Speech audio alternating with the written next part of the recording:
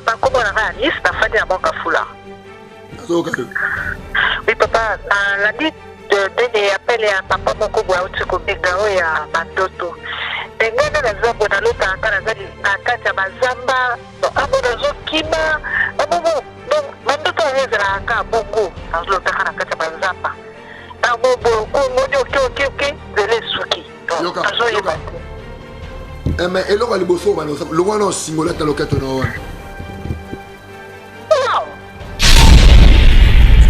Bonde sina kaka prière ici papa lobi ezana batu mutu moko yo déjà adana pasi mais pasi wana esili toi ya kutumana yo mais gai na yo kinazaki na mbuma moko awa depuis l'âge ya 6 ans lelo nazana 47 ans kaka na prière wana mbuma wana elimu ezali société AGK tant na landi alobi yo mto obela osala boyaka ngana lobi te ngal fale na kende batu balobi ba okate likolo yaka tokende to l'action koto to la ngana lobi na te na kende kai pa pasteur wana na e na tongo abondeli alobi fukama na fukama na jour ami bala lobi yo moko simba likolo na simbi likolo après 3 jours likolo na ngai kiti yango moko ni potani ni yango moko ekiti na.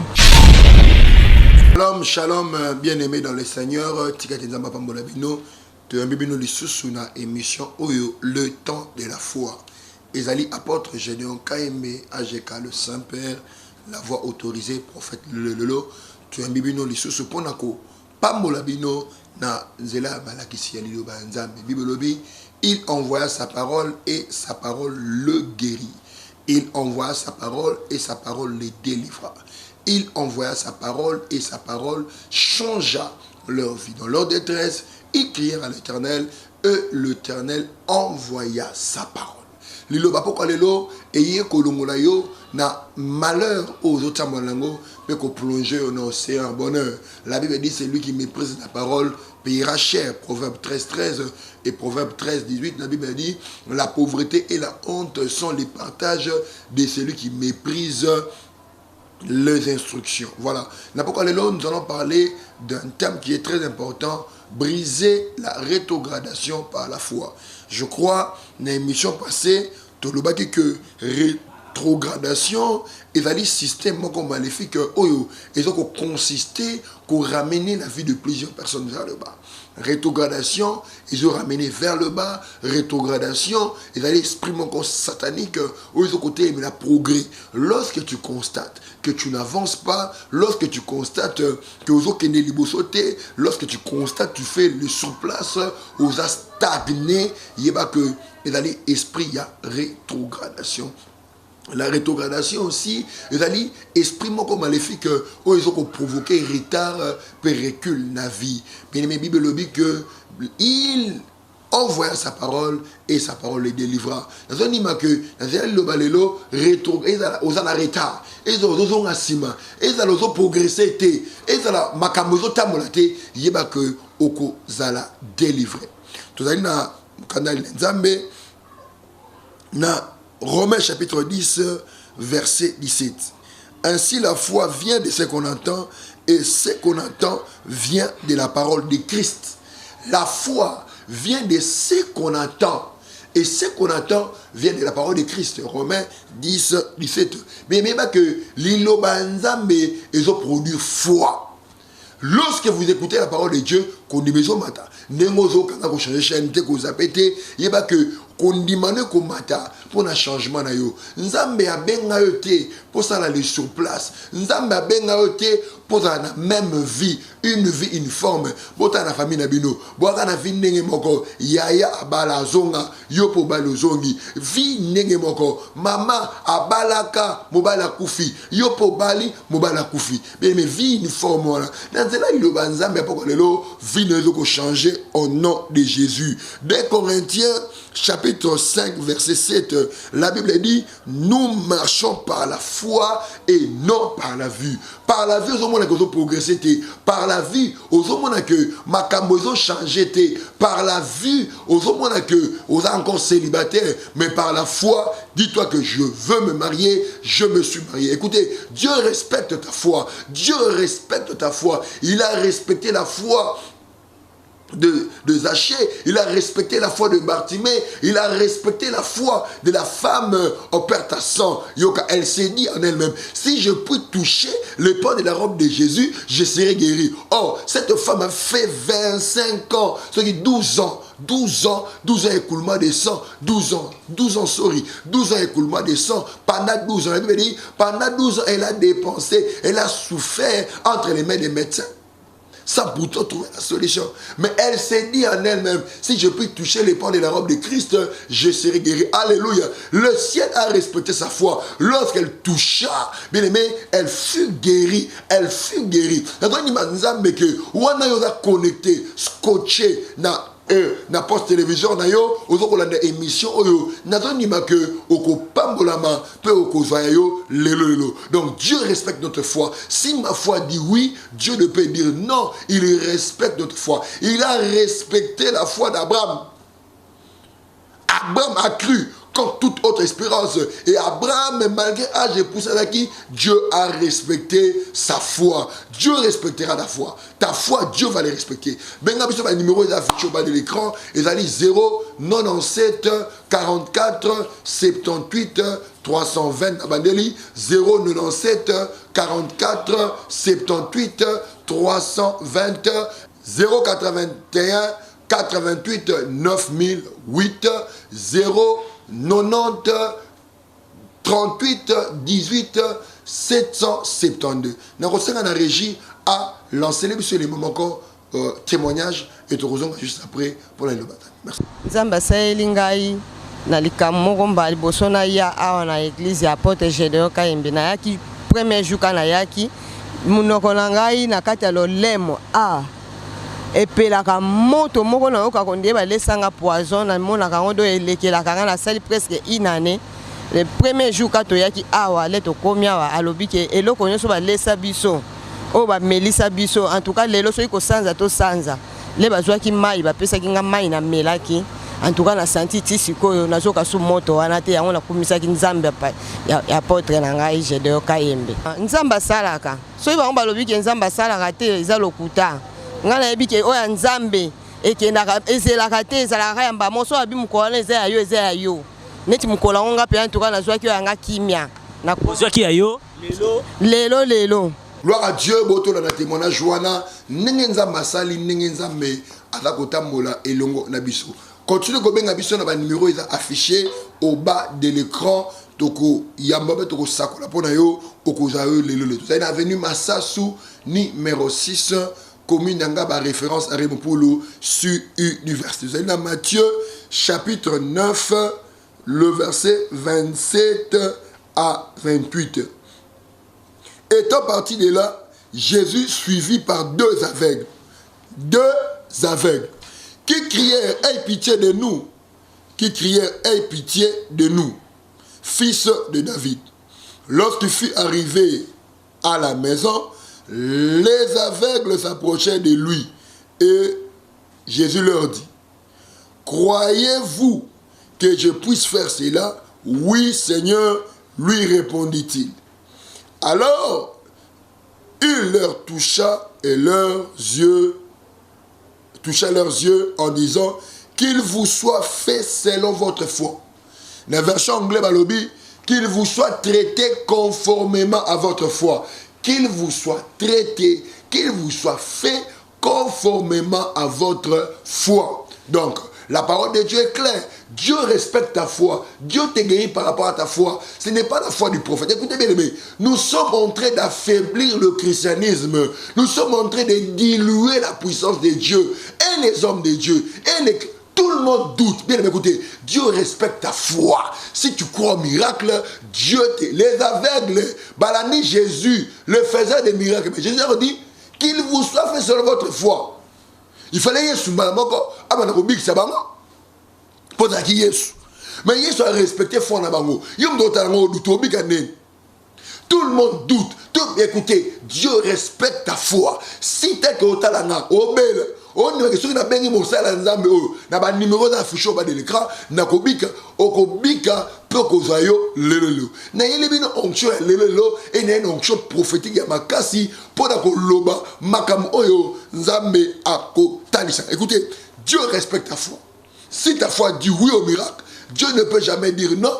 Si ta foi dit oui à la guérison, Dieu ne peut jamais dire non. Dieu respecte ta foi. Au moment ba aveugle oyo, yeso tuni bango. Bozondi ma que na koki kobiki sabino balobi oui. Yeso simi bango lobi et salema ndenge bozondima.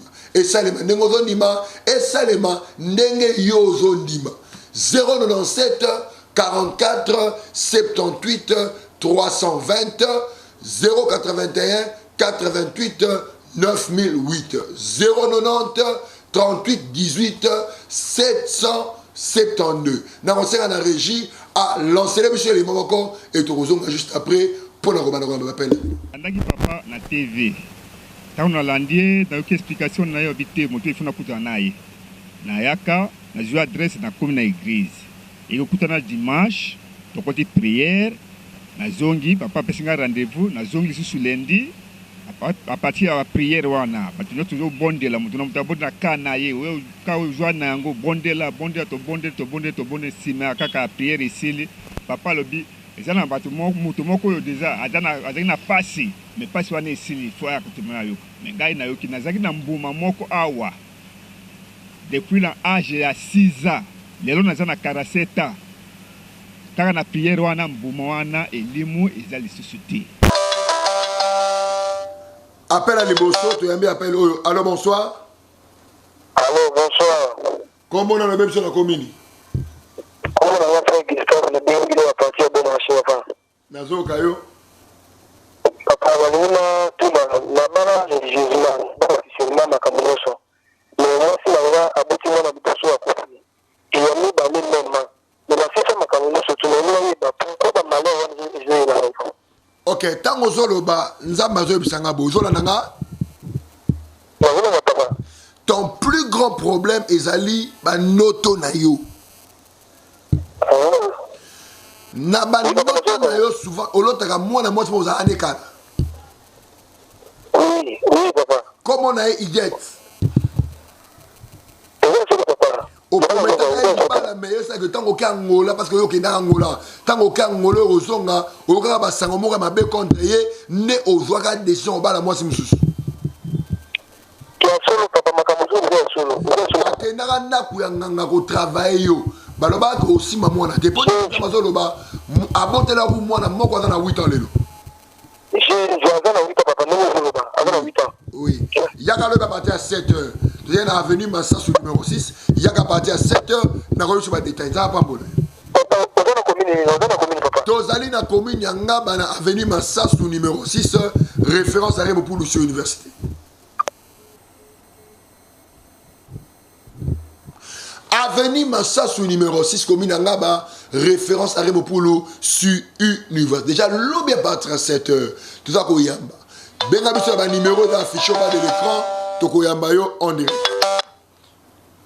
Allô? Allô? Oui. Allô, bonsoir, prophète. Bonsoir. Oui, prophète, comment on a mis? Oui.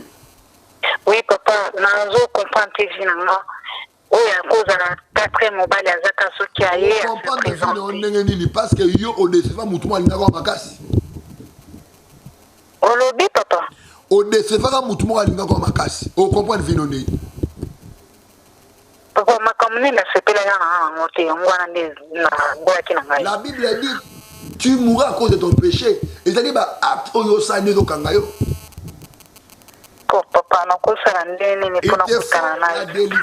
Il te faut la délivrance.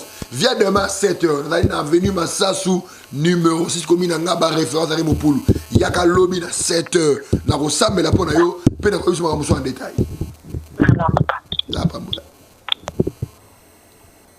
Continuez à bien sur le numéro d'affiche au bas de l'écran. Jambi appelle. Allô, bonsoir. Allô. Allô, bonsoir. Oui, comment on a même sur commune? Comment on a papa Antoine? Comment on a Antoine T? Comment on a Roger?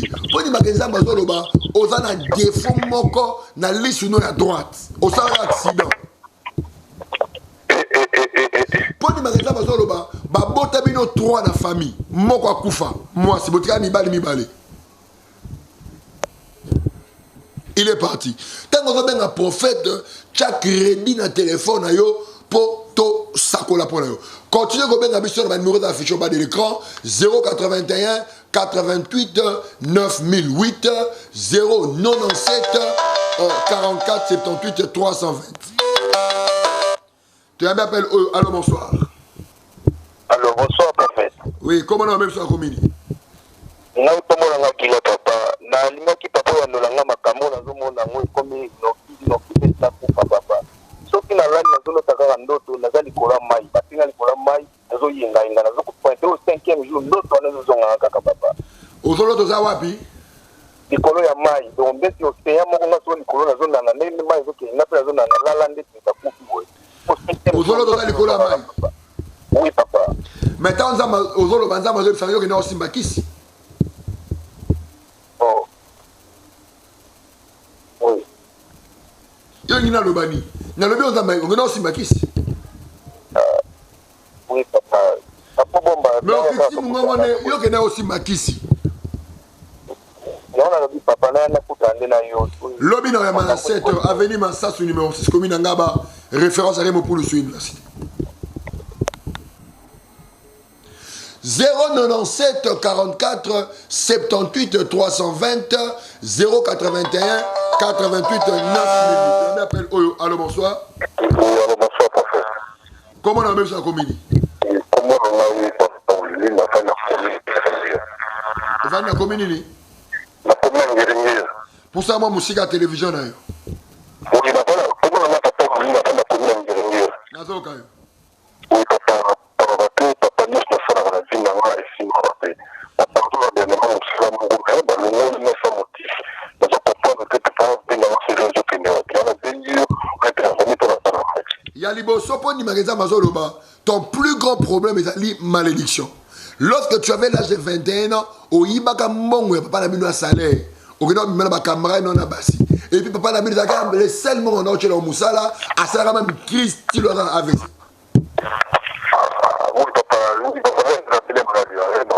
Oui. Il y a un moment que tu es sous le coup de la malédiction. Fais un effort de nous voir demain à 7h. Tu es dans la commune dans l'avenue Massas, numéro 6, référence à Remo pour l'université. Ça va pas mal.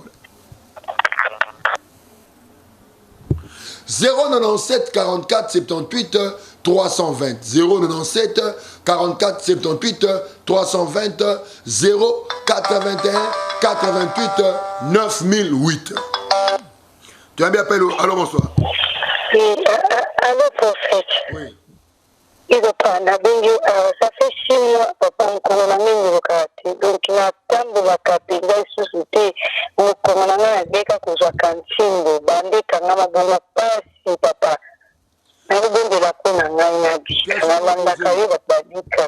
Est-ce que au fond il m'a que au Robik? Papa. Simba le colonel. Au nom de Jésus, je déclare que tu es guéri maintenant. Je déclare que le colonel Zonga Malamu Sikoyo. Le colonel Zonga Malamu Sikoyo. Mouvement Banako Salate n'a déclaré Banako Sala.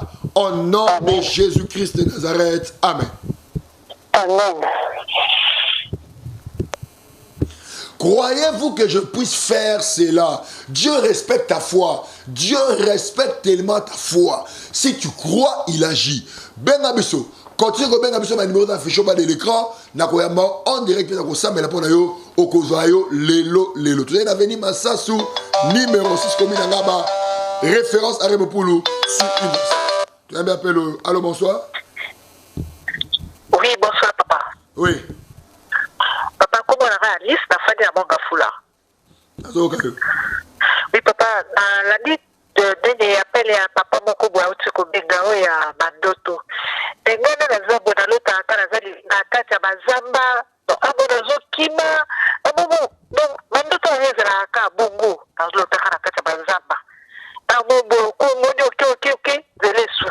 yoka. azoyeba te. Mais eloko liboso bana le wana simolate na loketo na wana. Non. Dalogoli papa dalogoli. Tu as fait des alliances avec le diable. Poni magenza mayebi pas au mono sikoyo. Bovani 3 personnes. Oza, oui papa, 3 personnes. Boza 2 filles na mobali moko. Mobali na mobali na yo. Poni magenza maloba na bana ko sakola pona fille ata pembe na yo. Comme on est Hortense. Oui papa zo kayo. Hortense mujinga ateka maputa.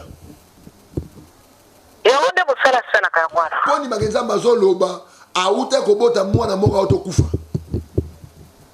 Papa, pardon, église en weza wapi papa na kai. Église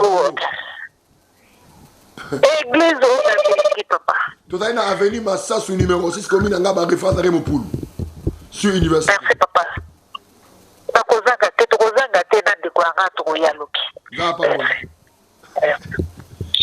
Lelo to elimino nzambe ya lelo benga biso lelo ozoyo pe lelo 097 44 78 320 081 88 9008. Tu as mis appel oyo. Allô, bonsoir. Allô, papa. Bonsoir. Bonsoir, papa. Comment on appelle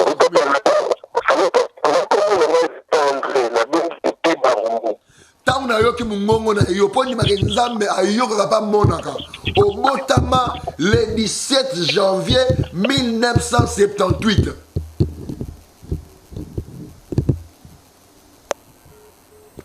Tango benga prophète Tchaba crédit benga biso poto sakola pona yo 090 38 18 772. Tu as une avenue Massassou numéro 6 commune Ngaba référence à Remopoulou. On appelle Oyo. Allô, bonsoir.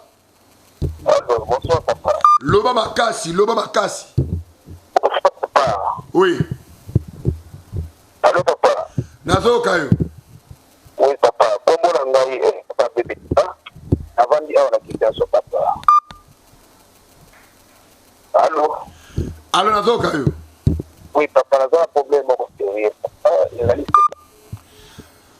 benga biso na ba numéro d'affichage bas de l'écran et na conseil na régie a tient na biso élément moko tozonga juste après. Merci. Témoignage nange zabwe na yaki na mbasu na lamuki na tongo bien 12h likolo na ngai vimbaki makasi nga moko na bando mituna 20h na landi papa na TV.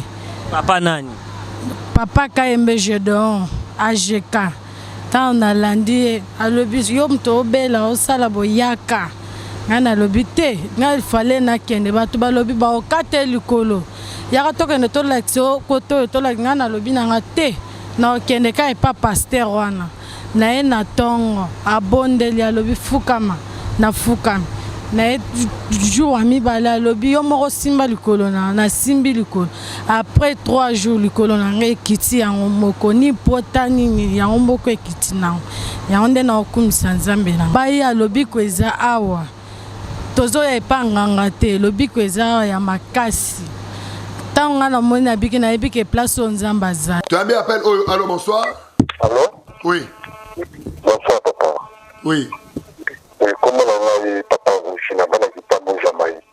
On va na kitambo Jamaïque. Yo va na badiading. Et puis on a charpentier. Papa le Poni magazin mazolo ba mikolo kutoza ba marché te. Ils ont mon tata mon petit papa. Ba yo ba devi ba obenga yo pété. Papa, attends qu'on t'appelle dans mon tata nous sur notre tournée.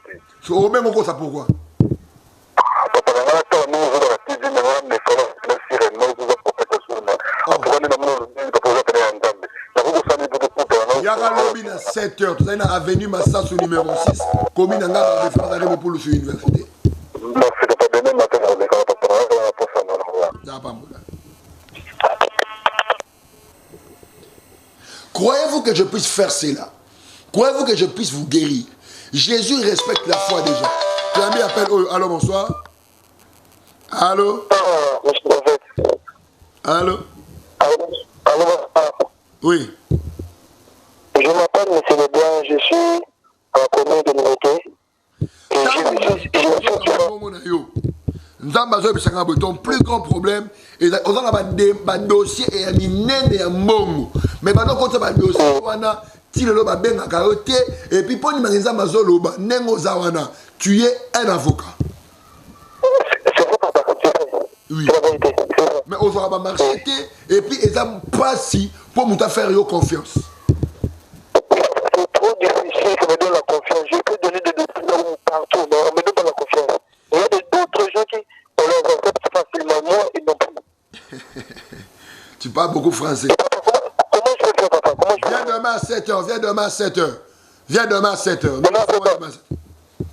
Ok, je vais vous retrouver, papa. Nous sommes dans la commune de Ngaba, sur l'avenue Massassou numéro 6, référence à Raymond Poulsou Université. D'ailleurs, les adresses passent sur votre téléviseur. Ok, papa, Dieu vous bénisse, je vais venir demain matin. Merci, papa. Vous êtes un vrai prophète. Il a dit, je suis un vrai prophète. Que Dieu soit loué. Avenue Massassou, numéro 6, commune Ngaba, référence à Raymond Poulsou Université. Tu as bien appelé. Allô, bonsoir. Oui, allô, bonsoir, prophète. Oui. Oui, c'est moi, Brigitte. On a bien dit na mon gafula. Oui. Oui, papa, na ça va faire nanga na bonheur. Mais depuis 6 mois, ils ont aussi les soutiens et puis la stabilité. Nous, c'est aussi ma papa. Nous avons cause. Il y a pourquoi ça ne marche pas. Cause na yo, eza yo moko, pe camarade na yo moko, amemaki yo bisika moko. Nalo bango la télévision? Papa, le bac à Naïba, parce que j'ai envie vraiment de savoir. Tu as été déjà à Pointe-Noire, n'est-ce pas? Ah oui, on a fait la pétante à Bénin. Il y a une copine qui s'appelle Nicole, n'est-ce pas? Oui, Nicole Moussa. Oui, Nicole Moussa. Yo mo le Moussa. Est-ce que tu sais que à même encore basalo ba service moi sokola? Oui, papa, tu connais pour Foula Bisso. Et Foula Bino. Mais bané bokena et Foula te Foula neye. Oui, il y a Mathieu, la boutique par-ci par-là. La chance non de qui n'a pas naï. On a continué? Papa, là, ça donne pour la récupérer. Viens demain à 7h. Nous sommes en train de recevoir demain à 7h. Nous sommes dans la commune de Ngaba, sur l'avenue Massassou numéro 6, route université. Demain à 7h. Merci, papa. Merci beaucoup. Salut le tu as français, parce que continue au Benga Bisson. Ça va pas mon abino. Là, on sait dans la régie. Oh là là là là là. Tu as bien appelé. Oh, allô, bonsoir. Allô? Oui, allô, bonsoir. Oui, bonsoir. Oui, la fin de la carte, Mombele, na papa na akamkuta ko bezo sala ko tunasoni pona koloba o mefona loba. Oui. Po na kasi nyo sana fanda ka ezaka kam papa o era na kachanda kwana ifasi nga kato bimanai. Madame, tu dois chercher la différence. Parce que yo ozali na esprit à sirène. Pour te manza mazo loba, yo obimara na loba, obimara na mibali ya papa ya mama na yo, obimara na mibali ya grande sœur na yo, obimara na mibali ya camarade na yo. Il y a un esprit des eaux qui te suivent. Oui. Ici, en tout cas, aux appels à Nzambe, pour n'andima qui te kokoko, kokeki ko ebisanga nyos oyo zolobawana. Na kokiko sala ndenge nini pona mona yo po ekomi ko sala ngama be makasi. Demain à 7h, avenue Massassou numéro 6, commune Ngaba, référence à Raymond Poulsou Université. Ok, merci. Avenue Massassou numéro 6, commune Ngaba, référence à Raymond Poulsou Université. Lobby déjà parti à 7h. 7h, yaka muteleboso na koyambayo, okozwayo lelo. Tu as mis appel. Oh, allô, bonsoir. Allô, bonsoir, papa. Oui. Oui, papa, là, papa, bébé, quand il y a des problèmes, moi, quand ma carte, il y a papa, là. Le banazoka. Oui, papa, la famille qui me dote, moi, si, un petit frère, là, il y a la famille qui me dote, papa, là, il y a BCO, il y a un mobile, là, et ça, la nez, il moi, c'est abattu. Et le rené au salade. Et le salade. La personne est sonnée, papa. Quel est le seigneur Bolimis, la famille, tout bella? Ah, papa. Mais au cas il n'est pas moi, c'est l'égina. Au cas où moi, c'est l'égina, au cas où, pour au seigneur Bolimis, au cas où. Papa, l'indistinct, là, il y a des moustaches, les amis, papa. N'a ngai na kolimbisa yo. Mais il faut confesser, c'est mauvais ce que tu as fait.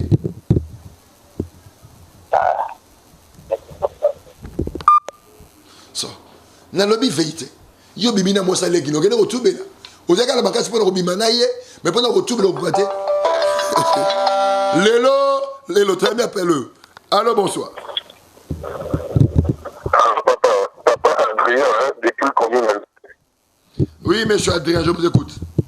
Oui, papa, je me un peu l'esprit. Parce que j'avais un problème, on a dit sur la famille, tout est comme déjà 2 personnes qui font dossier le pangwana. Oui. Pour nous, petite sœur na yo propre autre koufa pour télémena qui ba oncle paternel na yo bateka le pangwana te. Pourquoi petite sœur accueillie? Pour nous, kita ba loba ba ba sanga comme on est Odette. Liboso comme on grandi, yeni balé exaucé. Yo ne vous récupérer ba na papa na yo. Exaucé à domé la papa. Lobi na tongo ina mabela le panga na osambe la pona be boza na protection. Okinga. Mabela le panga yana kondima condition za kondima na yo. Merci papa, merci. Na osana na régie atchela biso élément moko et tozonga jamais. Continuez ko benga biso ba numéro za affiché au bas de l'écran na ko sambela pona ko yo lelo. Merci régie. C'est pas le caméraman. C'est pas normal. C'est pas. Genre pour te donner ta vie là-bas, le bas présence. Le bas présence. Et le côté de la semaine, il y a un pégal de la tombe. Esprit canal au monde de la pégalia. Esprit assis de la pégalia. Esprit astérité de la pégalia. Esprit à malédiction de la pégalia. Qui es-tu? Qui es-tu? Qui es-tu? Nayo raclé à zap. Oui. Yodanan. Au canier pourquoi? Yo moi c'est un okonaï. Yo moi c'est un okonaï. Oyoki. Le bas est à la papa. Le bas est à la papa. Est à la maman. Je m'en fous. Lélo. Votre zamé.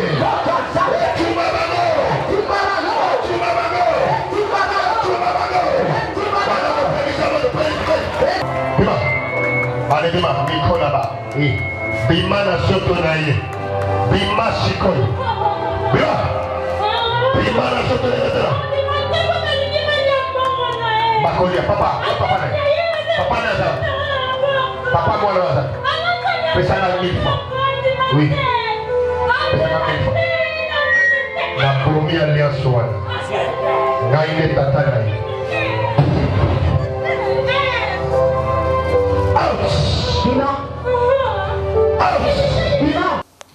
Tu as bien appelé Oyo, allô, bonsoir. Oui, allô, bonsoir, papa. Comment on a mis ça comme ini? Comment ça va, fils, comme la bandalouma. Nazoka. Oui, papa, mais dans la maison, dans la pharmacie. Nous avons compris de plus en plus pharmaciens, ils ont quitté la Cameroun. J'ai battu sur les amis. Il y a quelqu'un qui balaye souvent devant ta pharmacie. Et ça complexe, il y a 4 maisons, mais dans le monde, il y a une boutique à Souka, à Komba, souvent, Liboso, il y a une maison de bâtiment à Foulou, Liboso, pharmacie. Oui, papa, chaque fois, on va passer au panier, il y a Komba là-bas ici, quand même. L'objet est à Tongo, mais il y a Maï Kaka. Nous sommes là pour nous asperger les beaux pharmacies. Nous sommes là. Merci, papa. Nous sommes là. 097 44 78 320 081 88 9008.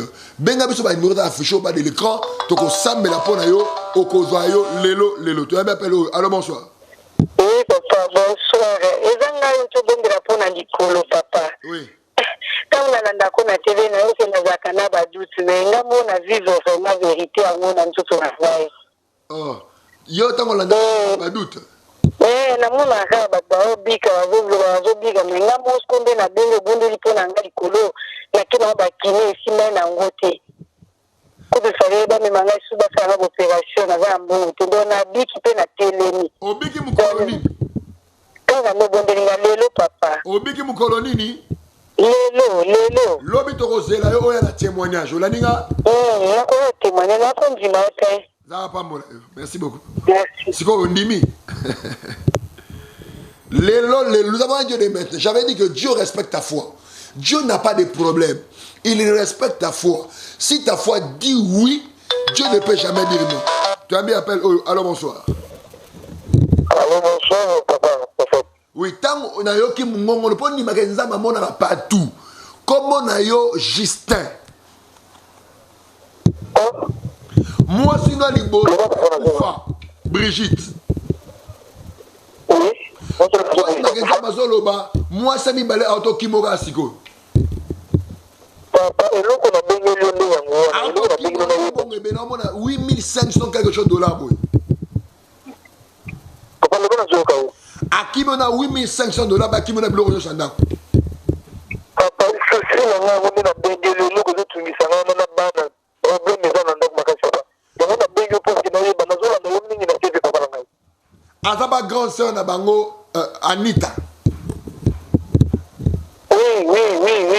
Mokenda kituna baboye même kota na lopango. Osuze voiture no libana. Papa, babengana ya kodengana. Balobi ko zandoki, n'est-ce pas? Balobi na zandoki balimeso na mwana bangote yango na zana besoin na yeba papa. Pourquoi makamani tsokombela ngai?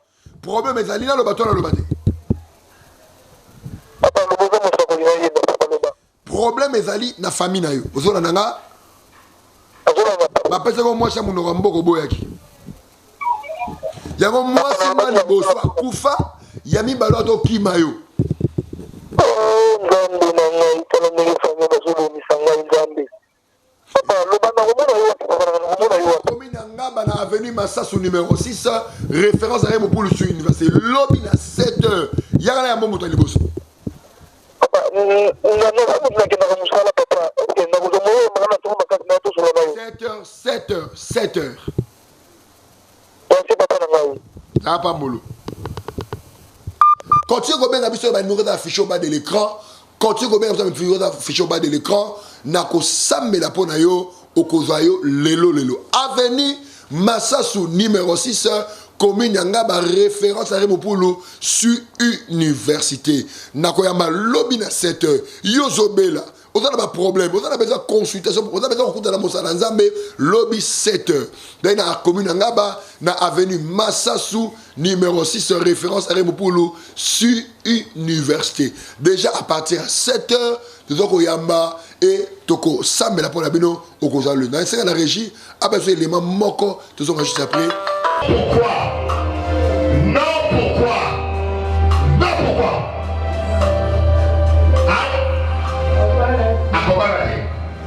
Yo Zandani. Yo Zandani. Pabalade.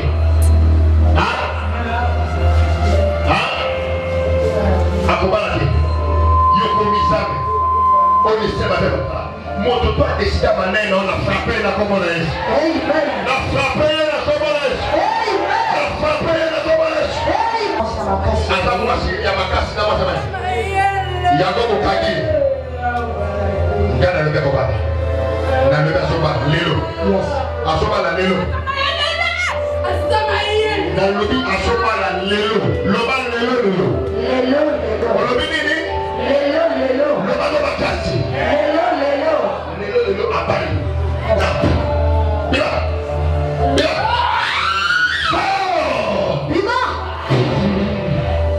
go Jesus name. Tu as mis appel Oyo. Allô, bonsoir. Allô, bonsoir, papa. Oui. Mais yo tant on a zoka mungongo na yo. Bazo tali sanga problème moko na lokolo na yo, n'est-ce pas? Oui, papa, Simba le colonel. Le bakolo Yesu. Qui s'engaille lelo. Amen.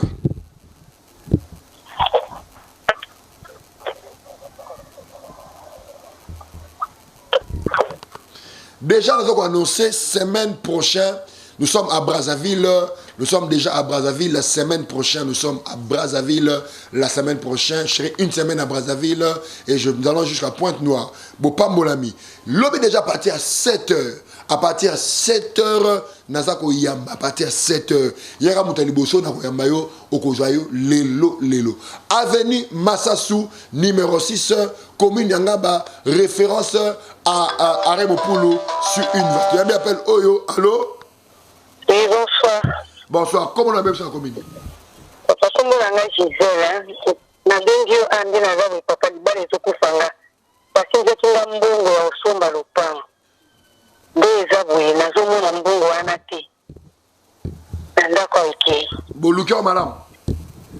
Na pandi chambre, na pandi, na ripandi, nazomona te. Bima na salon na bino. Na bima papa. Bon, tu as tapis.